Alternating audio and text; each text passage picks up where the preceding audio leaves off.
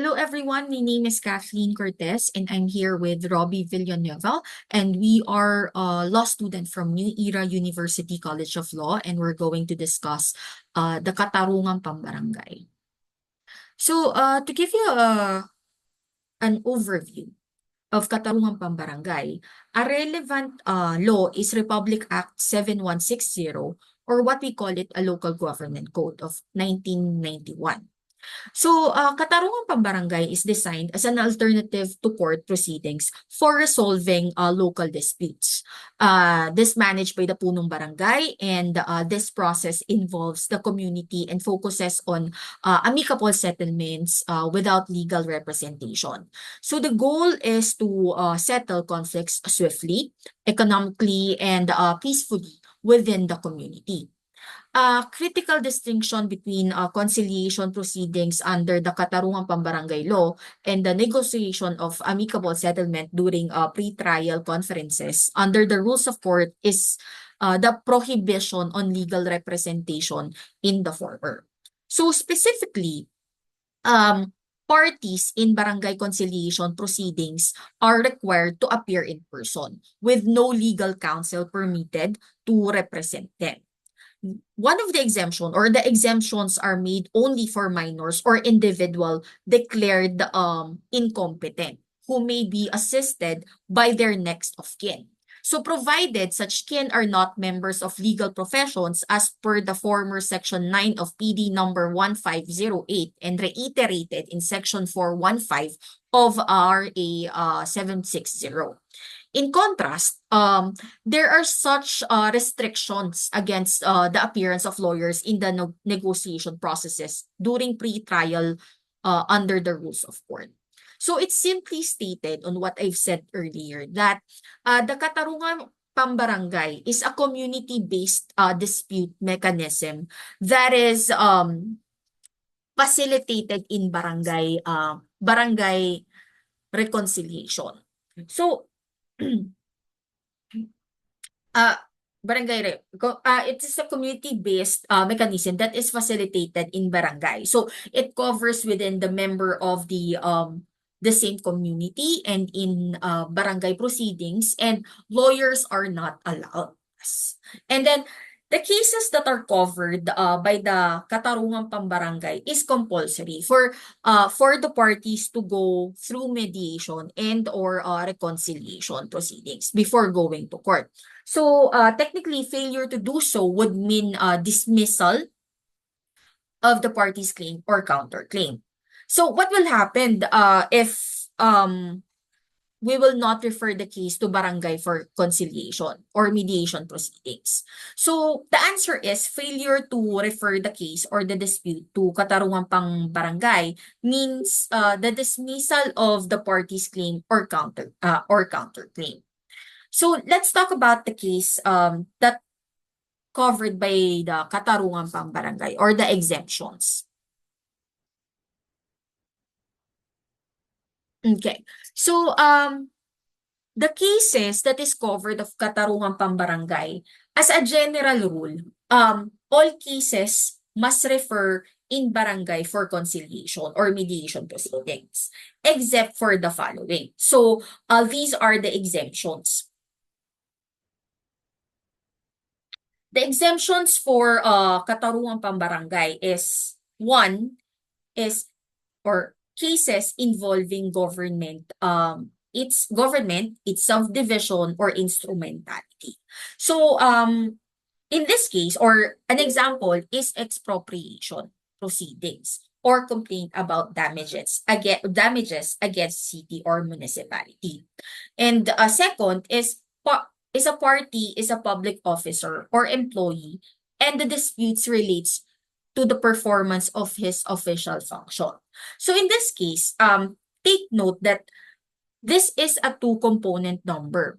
Two-component. Number one is one party is a public officer, and disputes relates to performance of his official function. If the disputes is specifically like this scenario, we don't need to refer it to barangay proceedings. But if the dispute is against the public officer and not related to his official function or duty, you need to refer it to barangay reconciliation.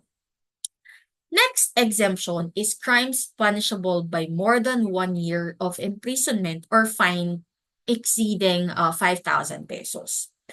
Uh, this is the threshold of Katarungang Pambarangay. So, maximum imprisonment daw for over 1 year or fine of 5,000 pesos. So if it will exceed to 1 year and a fine of 5,000 pesos, you don't need to refer it to barangay for reconciliation proceeding. So, you need to refer it to court. Such, for example, is rape cases. Next is violation with no private complaint. Example is traffic violation. And then disputes that involves real properties located in different cities and municipalities. And then disputes involving parties who actually resides in barangay of a different municipalities or cities. So technically, they are not the same barangay. Next is disputes that needs urgent legal action. One example is violation against women and children. Next is where a person is otherwise been deprived of personal liberty calling for habeas corpus proceedings. And then where actions are covered with provisional remedies, such as preliminary injunction, attachment, delivery, or personal property and support of pendent delicte. All right, so next is venue. All right, so for us to know the venue, we should ask ourselves if we need to refer it to barangay or barangay proceedings. If the answer is no, you may go to court. And then if the answer is yes, the next question is, where is the venue? So if the dispute or the complainants are same barangay, or parties rather, is same barangays. If the parties is residing in the same barangay, the venue is the said barangay where they resides. In short, they will refer the dispute where they are currently living, or the community or the municipality that they're currently living. Next is different barangays but same municipality. In this scenario, the venue is the barangay where the respondent actually resides. So, but there is an election of the complainant. So how will that be possible? If the respondent is more than one, the complainant will choose what venue he or she will refer. Okay, so next is dispute of real property. So in dispute of real property, the venue is where the real property or the larger portion thereof is situated. So lastly, one of the roles of barangay is role of the Liga ng Barangay. So technically, the Liga ng mga barangay, the official organization of all barangays, has a pivotal role in advancing the community interest. So under Section 495 of RA 7160, its responsibility includes prioritizing programs for barangay development aligned with national policies.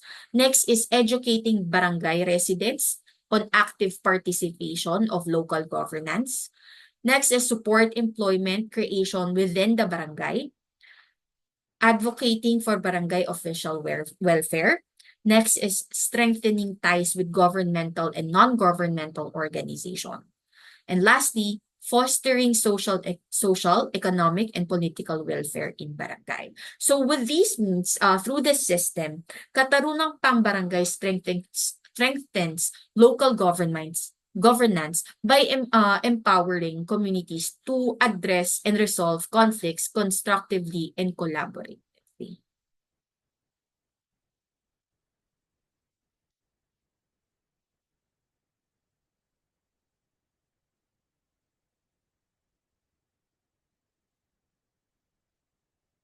what I wish I knew about the barangay justice system back in law school. Get ready to demystify local dispute resolution. Meet the Punong Barangay and the Pangkat Tagapagkasundo, your local peacemakers.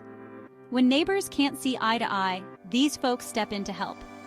The Pangkat, or conciliation panel, is formed from the Lupon members, 3 chosen by the disputing parties, plus a backup. Can't agree on the panel?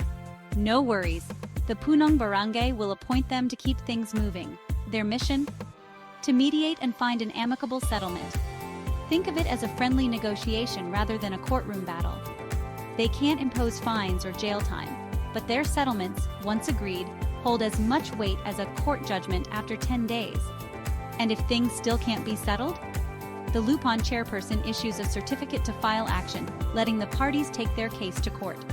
So next time you hear about a barangay dispute, you'll know they're aiming for peace and harmony right in the community. Cool, right?